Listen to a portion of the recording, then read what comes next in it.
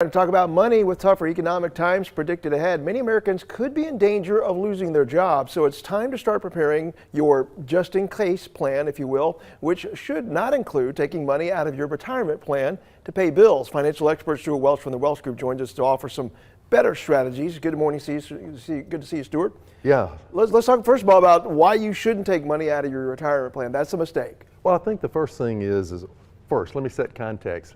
They did some recent research and over half of workers are either reducing what they are putting into their retirement plan or they've stopped altogether, and then over 40% are actually taking money out.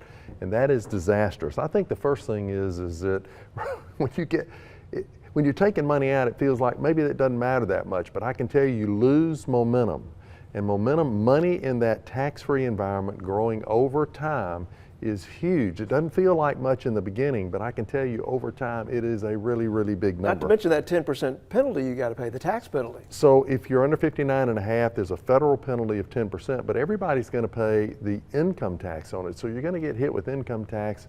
That is the most expensive money you can access, and I'm begging people to do everything but that, to come up with every other option. All right, so what would you advise people to do? Because we're all expendable at some point, unless we're, we got golden parachutes like head football coaches and CEOs, so we all have to plan somehow.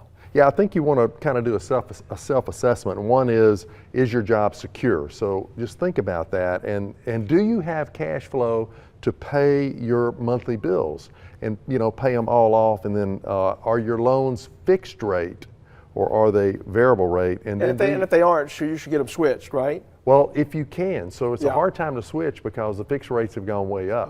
And credit's much harder to get now than it has been in the past. And then do you have enough emergency cash? And I think the answer is no to any of those. You need to come up with a plan. If it's job related, you might want to freshen up your resume and begin thinking about, if I were to lose my job, where would I go? What would be my next move, and start planning on that. I would also look at kind of cut things out you don't need. Streaming services, I mean, you don't have to have those, right? Yeah, so I actually cut some of mine, cut $100 a month out.